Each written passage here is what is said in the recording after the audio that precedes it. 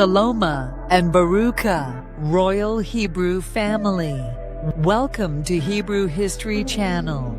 It's your sister Rayah, again with another chapter from our sacred text, aka the Bible. As we examine what the prophets of the Most High have left in our sacred scrolls, we begin to see a pattern. We see that the customs, culture, and traditions match exactly to those that are still practiced in so-called Africa today. So it would seem that these sacred scrolls originated from the people in the land of milk and honey, or as the Bible calls it, the Promised Land, or Eden. Let's begin where we left off in part 1. The handmaiden of Sarai had ran away into the desert because she had hardened her heart during her pregnancy toward the house of Abram and wanted to take the place of her mistress Sarai, the wife of Abram. A messenger of the Most High found her and told her to return to her master's house into her mistress's hand and do as she is told. Hagar returned, and she gave birth to Ishmael. At that time, the Most High appeared to Abram and made a covenant with him. YAHUAH is true to his word, and the testing of Abram had brought him to this promise from the Most High. The book of Jasher, 17:17-20. At that time, YAHUAH appeared to him, and he said to him, I will make my covenant between me and thee, and I will greatly multiply thy seed. And this is the covenant which I make between me and thee, that every male child be circumcised, thou and thy seed after thee. At 8 days old shall it be circumcised, and this covenant shall be in your flesh for an everlasting covenant. And now therefore thy name shall no more be called Abram, but Abraham, and thy wife shall no more be called Sarai, but Sarah. For I will Baruch you both, and I will multiply your seed after you, that you shall become a great nation, and kings shall come forth from you. Genesis 17:5-8. Jasher 18:1-16. And Abraham rose and did all that YAHUAH had ordered him, and he took the men of his household and those bought with his money, and he circumcised them as YAHUAH had commanded him. And there was not one left whom he did not circumcise. And Abraham and his son Ishmael were circumcised in the flesh of their foreskin. 13 years old was Ishmael when he was circumcised in the flesh of his foreskin. And in the 3rd day, Abraham went out of his tent and sat at the door to enjoy the heat of the sun during the pain of his flesh. And YAHUAH appeared to him in the plain of Mamre, and sent 3 of his ministering angels to visit him.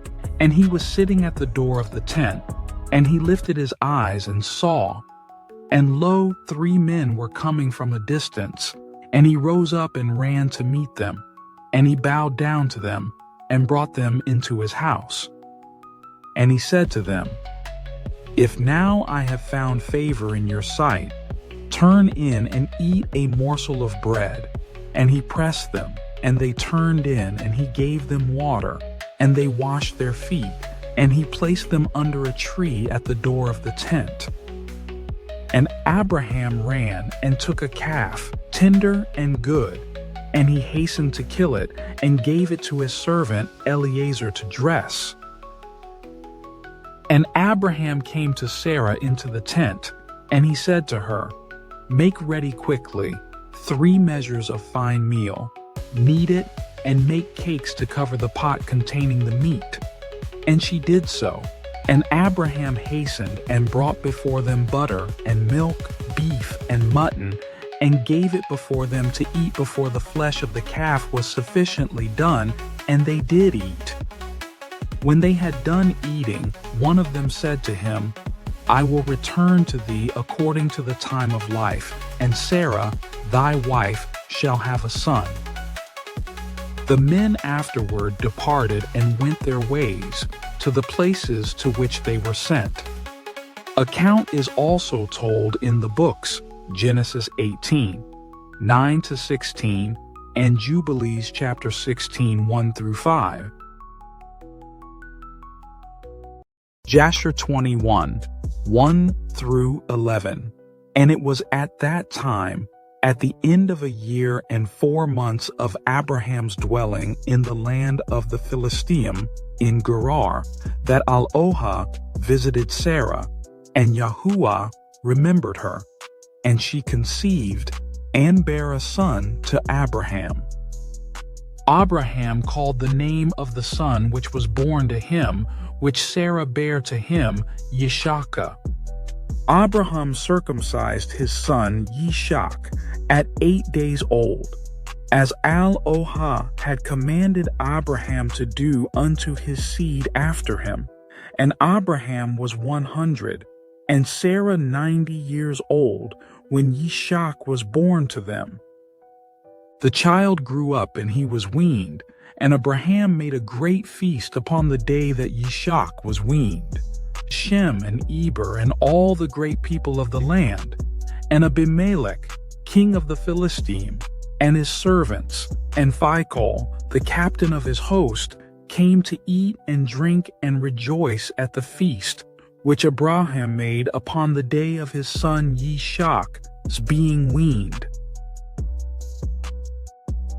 Also Tsa'chaq, the father of Abraham, and Nachor his brother, came from Haran, they and all belonging to them, for they greatly rejoiced on hearing that a son had been born to Sarah.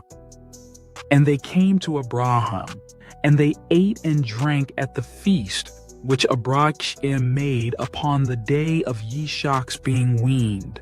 And Tsa'chaq and Nachor rejoiced with Abraham, and they remained with him many days in the land of the Philistine. At that time Serug the son of Rayah died, in the first year of the birth of Yisaaq son of Abraham. And all the days of Serug were 239 years, and he died. And Ishmael the son of Abraham was grown up in those days. He was 14 years old when Sarah bare Yisaaq to Abraham.